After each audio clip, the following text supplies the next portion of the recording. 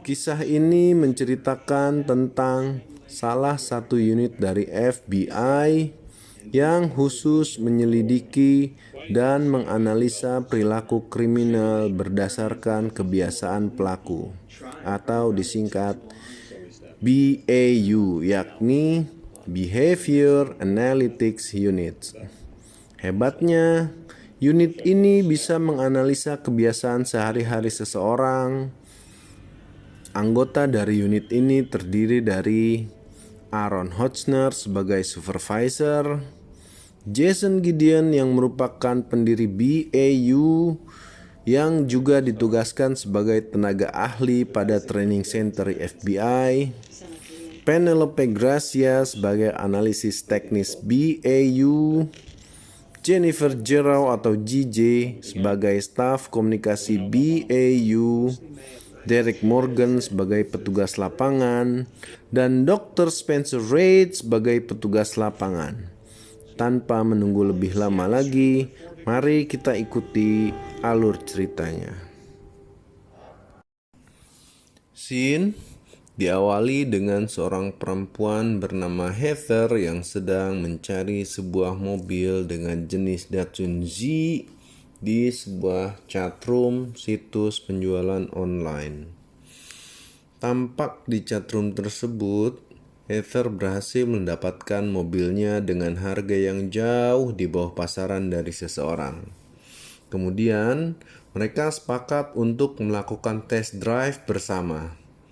Di luar dugaan, saat melakukan test drive, ternyata Heather malah diculik oleh pria misterius yang menjadi penjual mobil tersebut.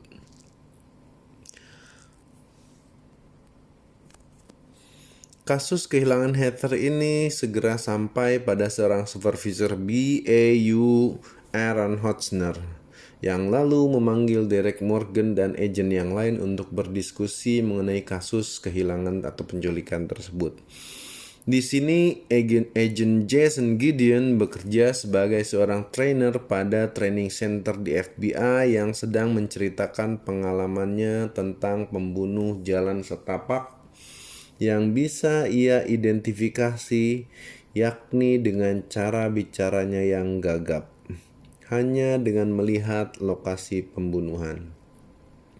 Pada saat sesi training sedang berlangsung, masuk Dr. Spencer Reid yang menyusul Gideon dan menginformasikan tentang kasus hilangnya Heather. Dikira Gideon hanya dimintakan pendapat, ternyata Gideon diminta langsung untuk membantu kasus tersebut dengan persetujuan Direktur FBI. Hal ini terjadi karena quotes yang Gideon tulis di bukunya kembali ditulis oleh sang penculik. Penculik ini juga ternyata seorang pembunuh dan sejauh ini sudah membunuh 4 orang selama 4 bulan ke belakang. Segera saja para agen menuju TKP, dimulai dari Gideon yang melakukan pemeriksaan pada TKP pertama. Gideon langsung menunjukkan kemampuannya dengan menganalisa pelaku berusia 20 tahun. Hal ini dia dapatkan dari kesadisan TKP yang menandakan hanya orang yang berusia 20 tahun saja yang bisa melakukan hal tersebut. Sementara Hotchner dan Dr. Reid memeriksa rumah korban terakhir, yakni Miss Heather. Mereka bertemu dengan kakak Miss Heather dan menemukan bahwa Heather sedang mencari mobil dengan tipe Datsun Z dari sebuah katalog yang ditemukan oleh Dr. Reid. Lalu, Reid mengeluarkan hipotesa bahwa penculik Heather adalah penjual Datsun Z tersebut, seperti yang diceritakan di awal film. Dengan menggunakan pengalamannya, Gideon mengeluarkan analisa profil bahwa pembunuh adalah seorang pria dengan usia sekitar 20 tahun, berkulit putih, pernah dipenjara, serta memiliki sebuah SUV berwarna hitam.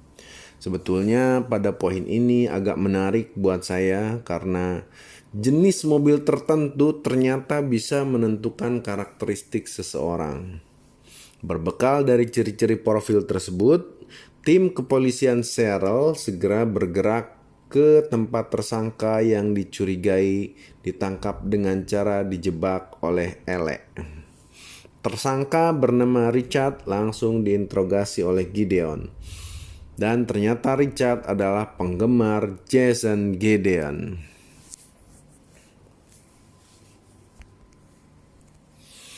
Pada saat sesi interogasi, Gideon menemukan bahwa ada profil ganda yang menunjukkan bahwa ada pelaku lain yang melakukan pembunuhan dan penculikan dengan cara serupa. Akan tetapi mereka masih berhubungan. Penyelidikan berlanjut ke tempat Richard sebelumnya di penjara, yakni Cascadia Prison. Jason dan Elle segera memeriksa kamar dan rekan Richard selama di penjara. Yang menarik adalah saat kunci penjara dibuka, ternyata sipir penjara bernama Timothy menggunakan kunci dengan mobil Datsun Z sebagai ikonnya. Segera saja Gideon membuntuti mobil Datsun Z yang keluar dari penjara tersebut, dan ternyata dia dikecoh oleh Timothy. Tapi setelah diselidiki lebih lanjut, tempat penyekapan Heather pun ditemukan oleh Gideon dan Elle. Di akhir scene, tampak diceritakan bagaimana Gideon secara tidak sengaja menemukan pembunuh jalan setapak dari bicaranya yang gagap. Dan cerita episode 1 pun berakhir.